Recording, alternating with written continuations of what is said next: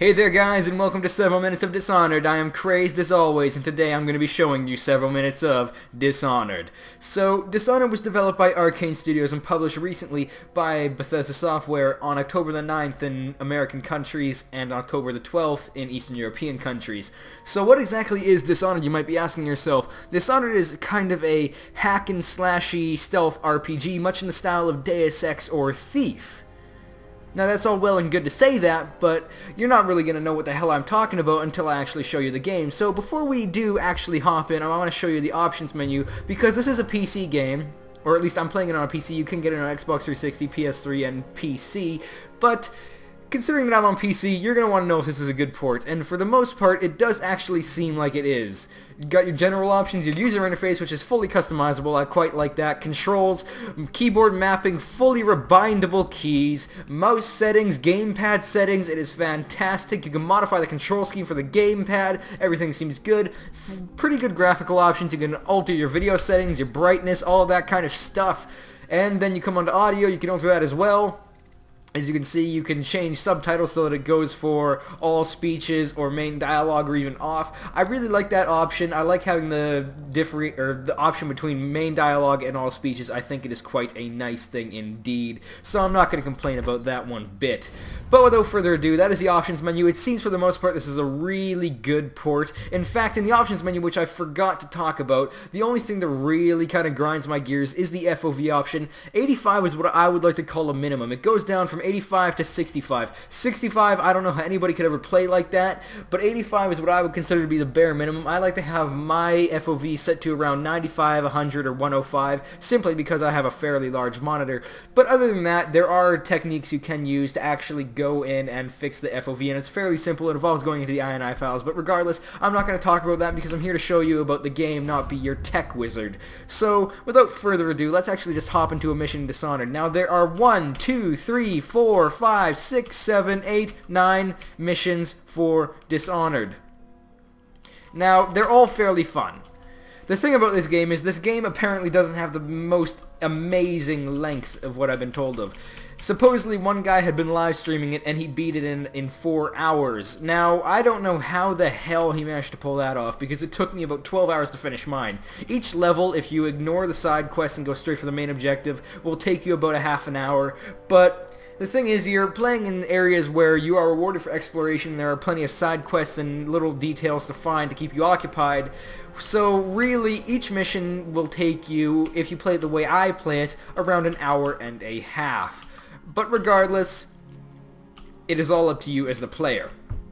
Now, there are many levels here to choose from. Well, not many, but they all seem very unique in their own little way. But they're also quite long, and I think there's only one that can quite accurately show off just what the game is about, and I believe that is Episode 5, or Mission number 5. All the other ones will take quite a bit of time, but Episode 5 I can burn through real quick and actually show you what it is about. So without further ado, let's actually just hop right into Lady Boyle's last party. And yes, I would like to... Oh, and replaying a mission will overwrite previous autosaves, so I do this for you. Alrighty, so the thing about this game is I kind of already beat it once, which is why I didn't bring a video out on it so long, and even though I already beat it once, I'm kind of already 3/4 through my second playthrough. I'm sorry, I almost accidentally ult the game. So anywho, game runs fairly smoothly, benching it around 30 FPS just because of fraps, so you'll get around, I don't know. All the stops for the Boyle family. I didn't think there'd be tall boys patrolling here tonight. Watch yourself, Corvo. They don't fool around.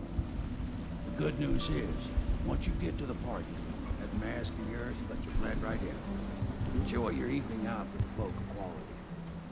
Better you than me. Indeed.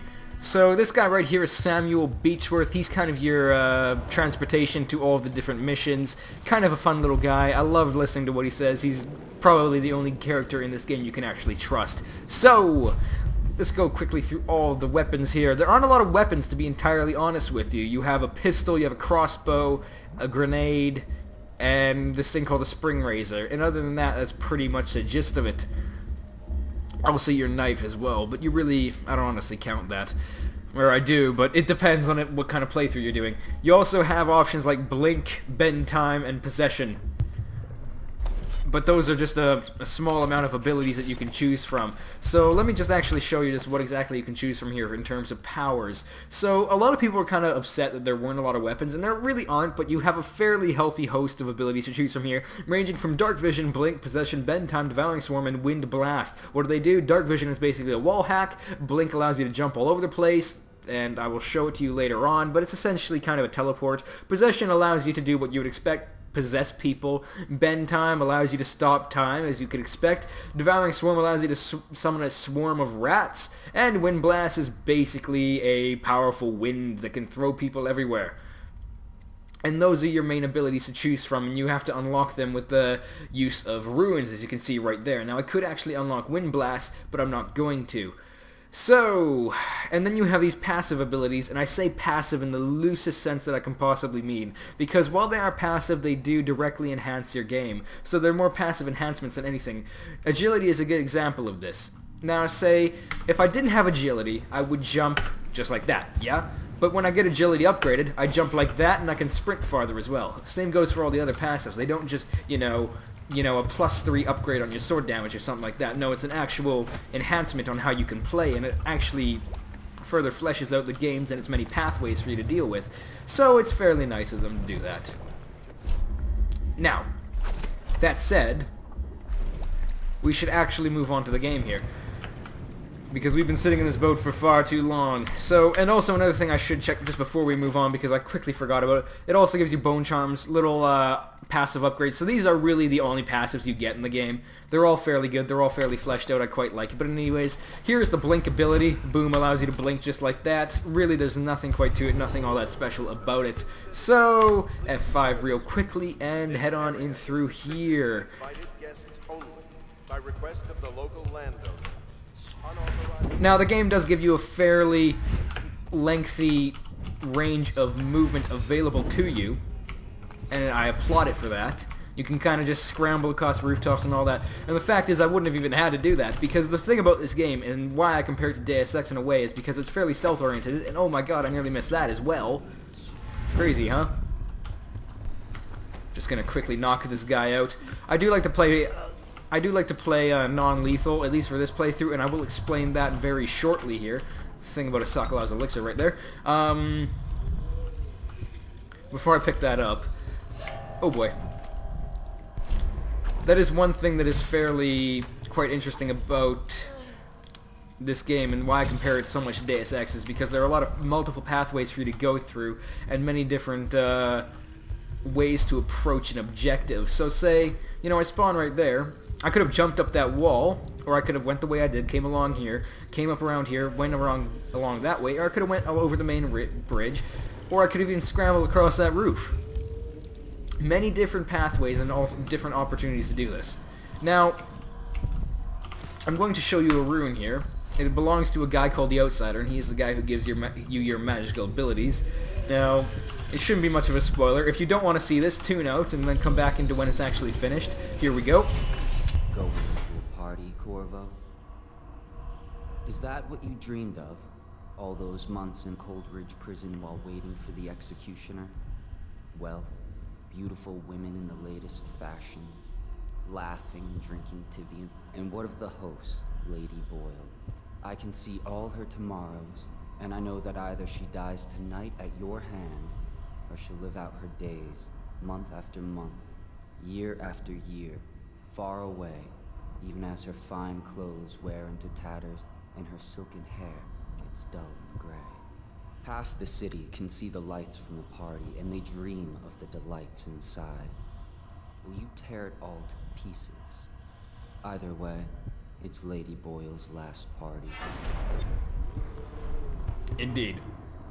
So, essentially you can find shrines to this guy called the Outsider. He's the one who gives you your abilities in the first place, as well as this heart, which I like to call the Telltale Heart, because that's what they call it. I'm not that creative. But anywho, it shows you where bone charms are, such as this one here, which I actually missed. And it will also give you secrets about the map and about people themselves. So if I right-click... The Abbey is dark, its doors are locked, and no more of the great sermons. The overseers have taken to the streets. Indeed, you can actually hear secrets about the place you're in. And in fact, if I even pointed at someone, it'll give me secrets about them as well. So I'm not sure if it works on an unconscious weeper, but... Can you hear them too? Crying out in the dark. The thinkers of the city. They devise new ways to tame the elements. Evidently it does not work with someone who is unconscious, which doesn't really matter.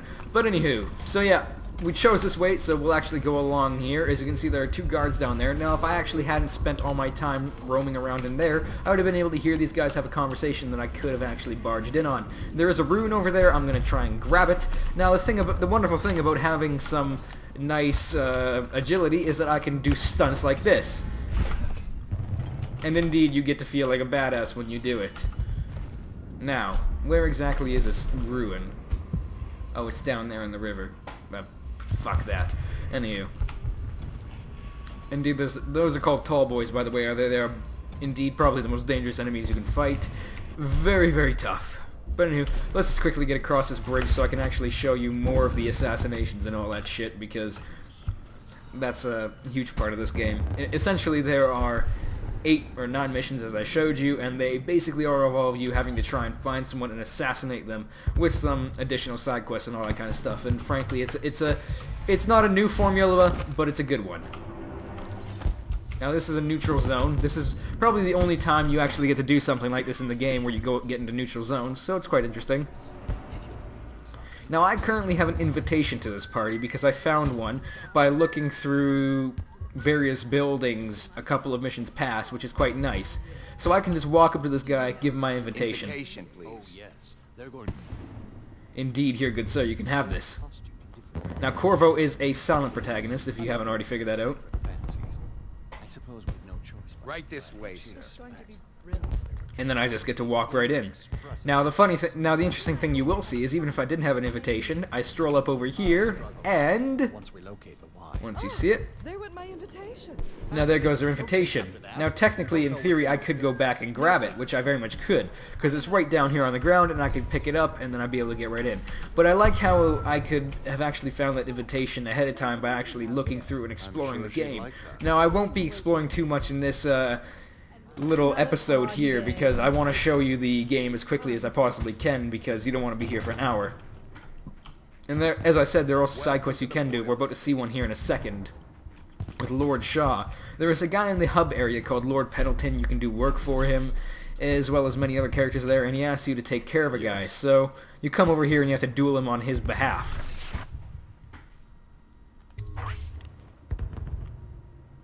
Just take the note. What's he got to say to me?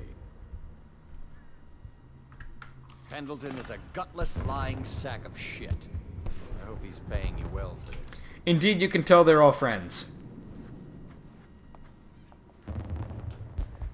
Alrighty. So we're just going to come over here and quickly deal with this guy. Hurry up, and let's see what you're made of. Lord Pendleton's representative will select his weapon. A contest of honor will take place between this anonymous gentleman acting for the challenger, Lord Trevor Pendleton, and Lord Shaw, the challenged party. You will each turn and proceed to the marked positions and remain facing away from each other as I count down from 3. You may then turn and fire Get at will. on with it. Indeed. I'll shoot this fool and we can all go back inside. I wouldn't be so certain.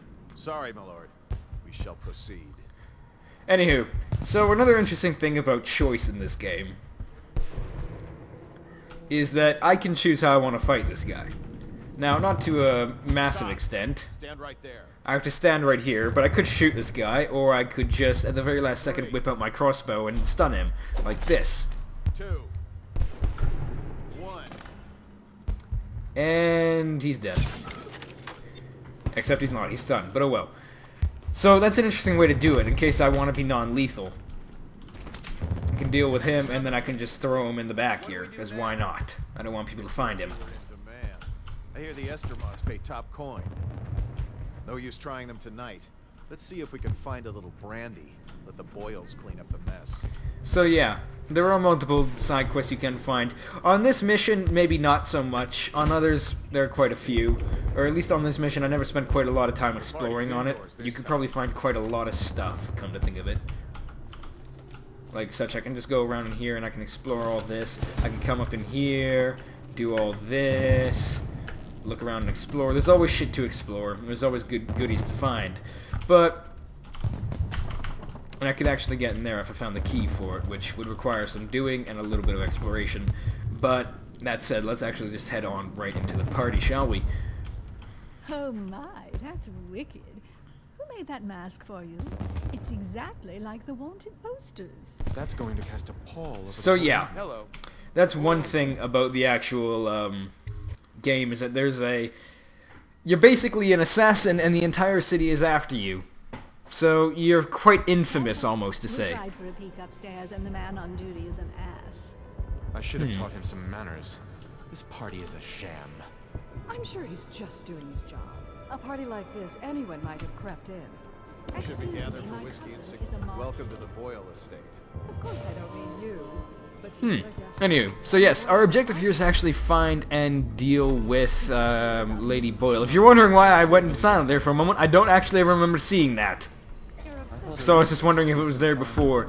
But anywho, I'm going to show you what I mean by how the heart can actually tell you secrets, and then I'm going to talk a little bit about the chaos system in this game, because say for example if I went completely batshit crazy in here and murdered the fuck out of everyone, that would drastically change my chaos rating. You're probably thinking, what the hell is chaos? Well, I'll show you directly after this. She beats her servants. Indeed, it tells me secrets. He wants to take the whole inheritance for himself.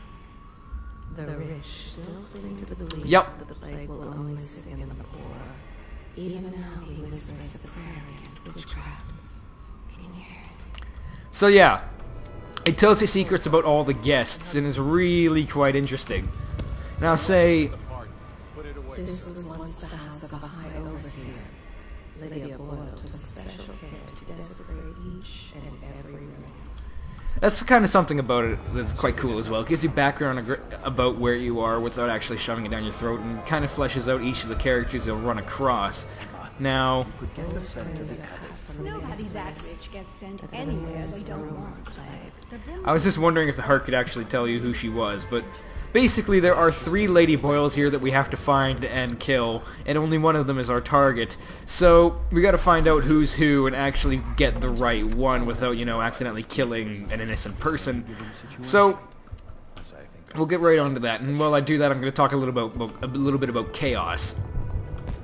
Now, I mentioned at the start that I was doing a non-lethal playthrough, and the reason I'm doing that is because it will give me a low chaos rating. The first time I played through, I did a lethal playthrough and it gave me a high chaos rating. Now, chaos is quite interesting because it affects basically how the game plays and how you'll go about levels and all that shit. So, say for example if you have a high chaos rating because you're a murdering maniac and you kill every single soul you come across, you're going to have a high chaos rating, and because of that you're going to have more guards across the city, more weepers, which as we saw were those infected people in the building out there when I found that ruin, and basically a harder time of doing things. It will also give you a more dark ending. So if you killed everyone, the ending is going to be dark, and it actually does make sense because the whole point of the game is to try and kill the people who dishonored you.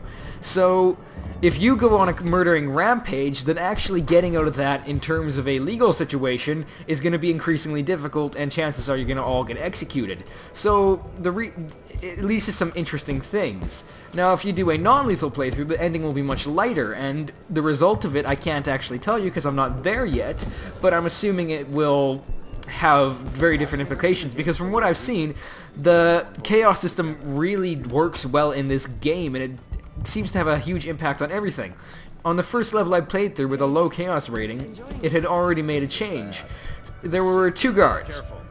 In fact, 3 guards, 3 overseers in a room. One of them had the plague. The plague is one of the centrifugal plots in this game, where basically everybody has a... Oh shit, I did not just do that, did I?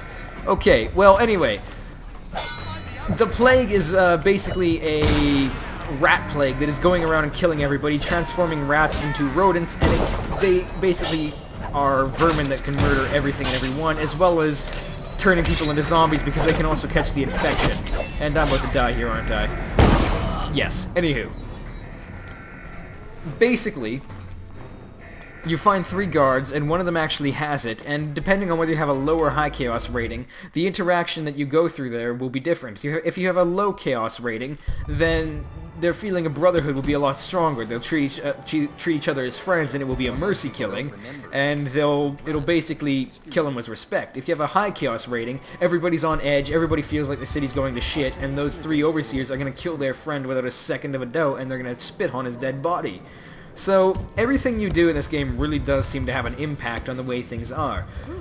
But that said, let's actually just go and find out who Lady Boyle is, the one we need to find. So, there are numerous guests here, and many of them actually know what to... or have clues to tell you as to who it is. Say, for example, Mrs. White. You're a scandal in that mask. I like a man with poor judgment. Would you get me a drink? I'd be so grateful. Indeed. So if you do errands for some people, sometimes they'll give you clues that will help with your mission or just give you money. Mrs. White is the former of the two when it comes to that spectrum, so if we go get her a drink, she'll actually tell us who Waverly is and who... Can you get out of the way? Thank you. She'll actually tell you who Waverly is. Thank you so much. Now, how can I thank you? Are you playing Lady Boyle's guessing game?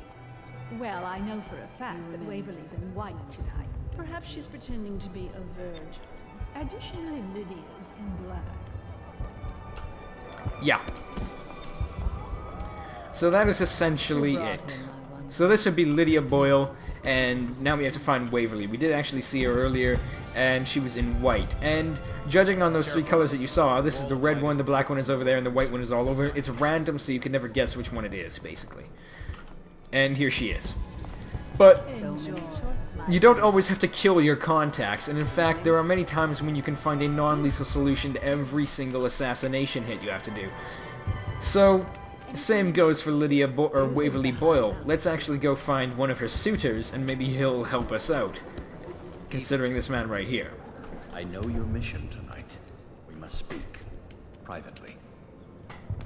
Indeed.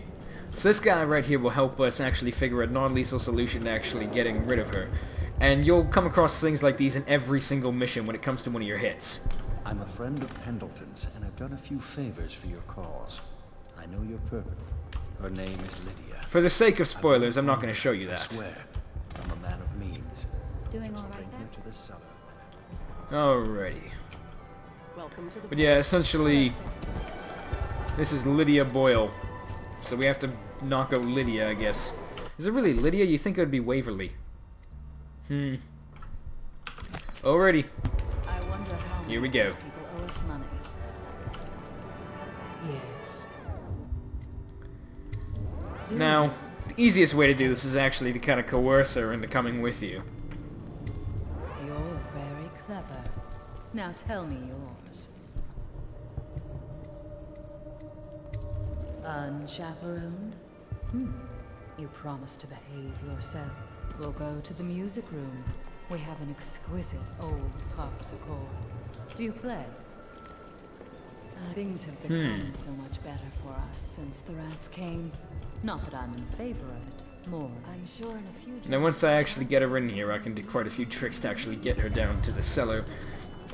Depending on the fact that since they're all different people, they all react to what you say differently. So normally you have to go after Waverly. That's why that kind of threw me off. What shall we do with ourselves? Seems interesting. I love that mark on the back of your hand. I'm just gonna do this. Nothing to say. You are an odd one under Don't mind me. that mask. In fact, I could probably just, They're honestly... robbing us, of course. But the truth is... Okay, that's not what I meant to do. Whoops, wrong one. There we go. And you can basically just possess people, and this is what I'm going to do. It's an easier way to actually get her down there. I would have preferred to do it a bit more stealthily, but everybody just decided, hey, let's go to the music room. Let's head her on out now. Hopefully I can actually get her down there before I... Oh, shit. Okay, let's try that again. They're robbing us, of course. Now, they're a little bit confused, but thankfully I can just take her down there. Get out of the way. I am Lydia Boyle. Don't mind me. Do not mind me. Why is there blood on the floor? Get out. Oh, shit. Okay, screw it. We're doing this my way now. Okay, but yeah, essentially this is the non-lethal way. And I can just toss her down here and I'll be able to deal with her this way.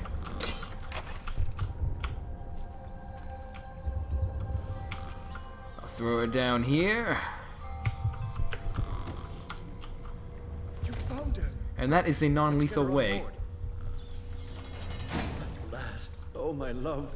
Someday you will understand. You'll never know how happy you've made me. Someday she'll learn to appreciate me. After all, she'll have her whole life. Anywho. So yeah. This level is not by far the longest or the most interesting levels out of all of them, but it's fairly the easiest one to give you a good impression of the game, and hopefully that did. Now, my impression on this game is that it is an incredibly well-crafted stealth RPG, basically. It fits that void of stealth games that we kind of had since Deus Ex, and stealth game in the style of Deus Ex, even more to the point. This game has a fantastic art style with this whole kind of water brush painting style going on to it. The characters are all fairly interesting, and the storyline is also fairly dynamic enough to make you come back enough for a second or even third playthrough, which is quite nice. Now, even past that, I'm not entirely done here. I could even go up to the top building and even do some more stuff, which is an interesting thing to keep in mind. Like, say if I really wanted to, I could go up here and actually rob them of everything. Although it doesn't seem like the guards here, so yep, just stroll up on here and no one would give a shit. Now, of course, I'm now trespassing because they don't want me here, of course, but it's something to keep in mind. Now, further on to my thoughts about this game, I'm actually kind of in love with this game. It's fairly fun. I've had actually, I shouldn't even say fairly fun. I've had so much fun playing this game. I beat it in like 2 days. The length of it is fine. It's kind of like that whole darkness, or the darkness too. A lot of people complained about the length of that game, but what was there was really, really good. So it's not to the point where it makes me very upset. In fact, I think the length of it is just fine. I would prefer it to be just a little bit longer, but I think due to the dynamic of the game, there is quite a bit of potential there for a second or third playthrough, which will take up quite a bit of time. So yes. As for the gameplay itself, I love it. The stealth is fairly good. The swordplay is quite fun to do. Magic is awesome, and there are quite a few creative kills you can actually do as well. Now, say if I wanted to, I could, in theory, do something called the friendly fire kill.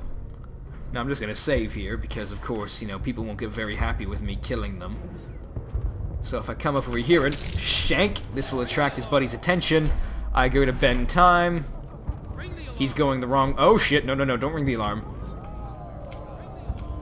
Okay, well, this will give us plenty of opportunity to actually test this out then. Hey, hi, how's it going? But yes, here's the melee style. Alright, try and take another shot. I dare you. Okay, that didn't work so well, but you know what I mean. Okay, apparently I don't have it high enough to actually do that. But you know what, I can also just, do that. Did he just kill his friend? Okay, whatever. Now you can throw a spring razor there. If I actually had a rat, this would be quite easier. Stuff like that. Now it has a fairly good melee system as well, involving hacking, slashing, and all that good stuff. And the kills are just brutal as shit.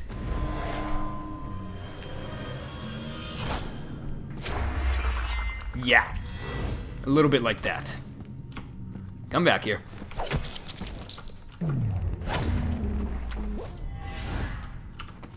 Now that's if I felt like an evil murdering maniac, and I could even take it past that and go kill all the guards downstairs as well.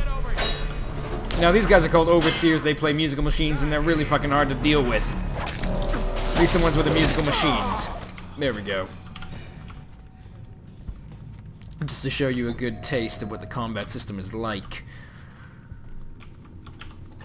But then again, you also have to realize that not every combat or every fight has to end in a bloodbath. In fact, you can also escape. She can't, but most people can.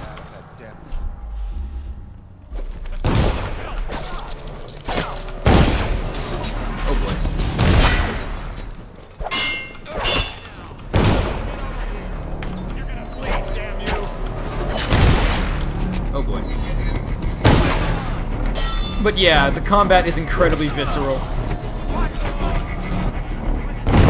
Although, these guys can get really goddamn annoying sometimes. Are you kidding me? There we go. And you also have to consider how you're going to handle each situation.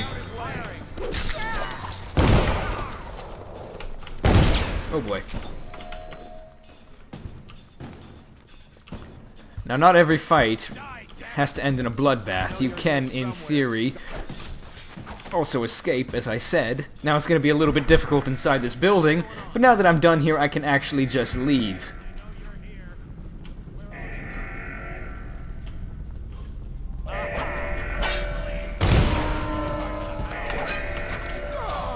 But maybe I don't want to. The combat system is just so fun.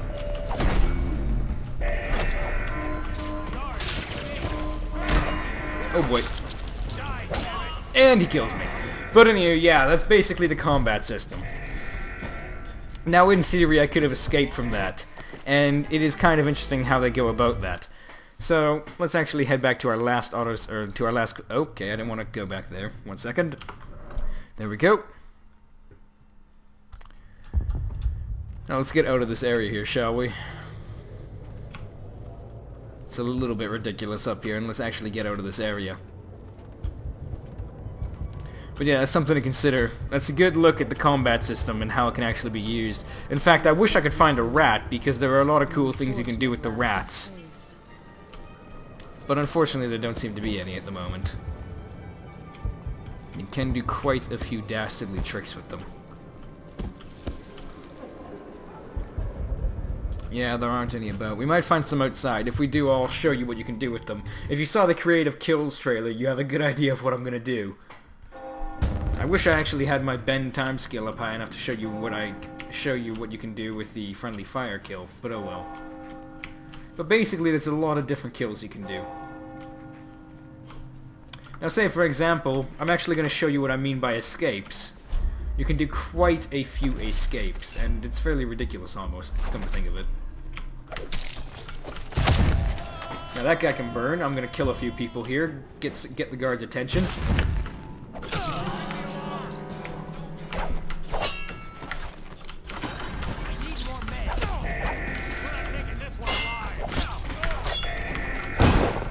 Now once I've gotten everybody's attention, the actual art of the escape comes into play.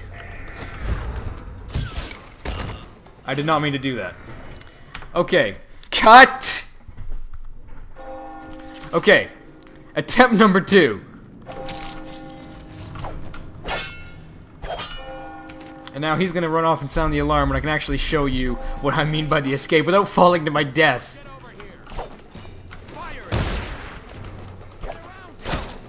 Okay, that's probably enough people.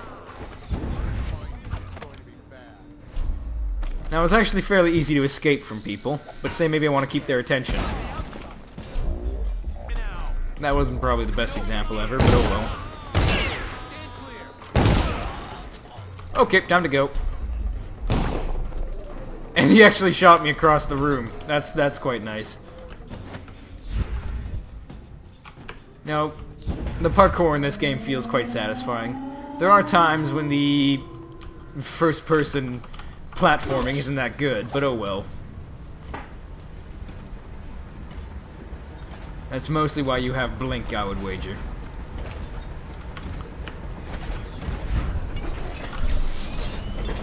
Now you can do kills like that, and that's just incredibly awesome. Now these are the tall boys. They're a little bit harder to deal with. But only a little bit. In fact, they're basically verified paladins who can actually bend time to your will. Yes. And there he goes. Say, I'm getting a little bit sick of that guy. You can actually find quite a few ways to deal with them. And that's kind of cool about this game. You can come up with quite a few encounters and actually find your own ways to deal with them. Although I'm getting my ass handed to me there. But anyhow, yeah. Let's do that a bit more stealthy, shall we? Next time. But yeah, you've gotten a very good look at this game just from this level, I would like to think. I've tried to show you combat, all that kind of stuff. I'm actually just gonna get out of this state now without attracting any attention because, you know, tall boys are a pain in the ass to deal with when you can't bend time to your will. Alrighty.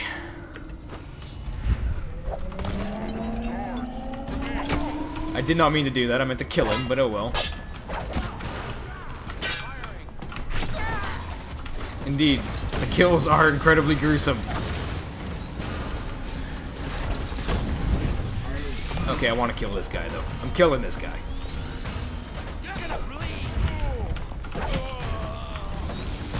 You can do stuff like that, cool shit with Blink as well. And there's Samuel. So let's actually get in his boat, and that'll pretty much be the end of it.